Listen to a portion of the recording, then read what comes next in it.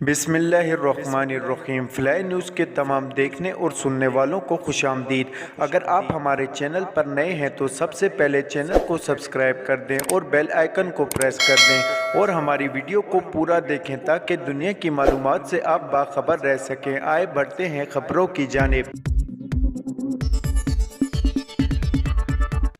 سابق وزیراعظم مسلم لیگ نون کے قائد نواز شریف نے وزیراعظم شہباز شریف کو پاکستان تحریک انصاف کے چیئرمین عمران خان کے مطالبات ماننے سے منع کر دیا۔ اپنی ٹویٹ میں نواز شریف کا کہنا تھا کہ 10 لاکھ لانے کا دعویٰ کرنے والا ابھی تک 2000 بندے اکٹھے نہیں کر سکا۔ عوام کی لاتعلقی کی وجہ وہ شرم انگیز جھوٹ ہے جس کا کچا جھٹا قوم کے سامنے آ چکا ہے۔ انہوں نے کہا کہ عمران خان نے ایک کے بعد ایک جھوٹ اتنی بے دردی سے بولا کہ DGISPR کو مجبوراً اپنی خاموشی توڑ کر قوم کو سچ بتانا پڑا، جس کا جواب یہ اتنے دن گزرنے کے بعد بھی نہیں دے سکا۔ اسی لیے اس کا سارا زور حسب عادت صرف گالی گلوچ تک محدود ہے۔ سابق وزیر اعظم کا کہنا تھا کہ میں نے شہباز شریف سے کہہ دیا ہے کہ یہ 2000 کا جٹھا لے آئے یا 20,000 کا، نہ اس فتنے کا کوئی مطالبہ سننا ہے نہ اسے کوئی فیس سیونگ دینی ہے جس کے لیے یہ بےتاب ہے۔ ان کا کہنا تھا کہ وزیراعظم کو اپنی تمام تر توجہ عوامی خدمات پر مقروض رکھنی چاہیے۔ چیئرمین پاکستان تحریک انصاف عمران خان نے ایک بار پھر اسٹیبلشمنٹ کو مخاطب کرتے ہوئے کہا کہ اللہ کا واسطہ چوروں کے ساتھ کھڑے نہ ہوں۔ کامونکی میں لانگ مارچ کی شرکت سے خطاب کرتے ہوئے عمران خان کا کہنا تھا کہ جو ان کے ساتھ کھڑا ہوگا ان کے ساتھ رنگا جائے گا۔ مشرف نے دونوں خاندانوں کو کرپشن پر ہٹایا تو ساری قوم اسٹیبلشمنٹ کے ساتھ کھڑی ہوئی۔ آپ نے ان کو ڈرائی کلین کر کے ہم پر دوبارہ مسلط کر دیا۔ چیئرمین PTI عمران خان کا کہنا تھا کہ کیا آپ ان چوروں کو تسلیم کرتے ہو؟ کوئی پاکستانی ان کو تسلیم نہیں کرتا۔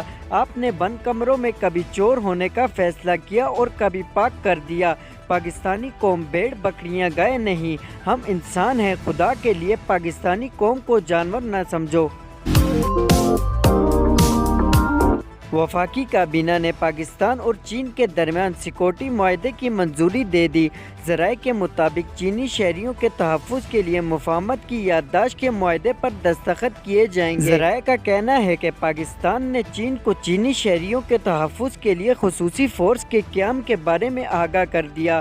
ذرائع نے بتایا کہ خصوصی سیکورٹی ڈویژن میں 28,000 سیکورٹی اہلکار کام کر رہے ہیں۔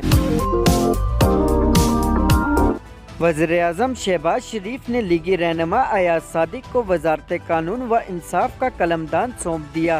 وزیراعظم کی منظوری کے بعد ایاز صادق کو وزارت قانون و انصاف کا قلمدان دینے کا نوٹیفیکیشن جاری کر دیا گیا۔ لیگی رہنما ایاز صادق کے پاس اکنامک افیئرز کی وزارت بھی ہے۔ خیبر پختونخوا کے وزیر برائے اعلیٰ تعلیم کامران بنگش نے پاکستان تحریک انصاف کے اسلام آباد کی طرف لانگ مارچ میں لائسنس یافتہ اسلحہ لے جانے کا اعلان کر دیا۔ صوبائی وزیر کا کہنا تھا کہ ہمارے پاس لائسنس یافتہ اسلحہ اور اپنی حفاظت کے لیے رکھیں گے۔ اگر حکومت نے غنڈہ گردی کی تو دفاع کا حق رکھتے ہیں۔ ان کا مزید کہنا تھا کہ ہم پرامن رہیں گے اور امید رکھتے ہیں حکومت ہوش کے ناخن لے گی۔ 25 مئی کی تاریخ دہرائی تو نقصان انہی کا ہوگا۔ کامران بنگش کا کہنا تھا کہ پشاور ڈویژن کو ہائی ٹارگٹس ملے ہیں۔ ہر رکن اسمبلی 1500 سے 2000 افراد اپنے حلقے سے مارچ میں لے کر جائیں گے۔ اسلام آباد میں 4 روز کا قیام ہوگا اور پھر ان کارکنان کی جگہ نئے کارکنان مارچ میں شریک ہوں گے۔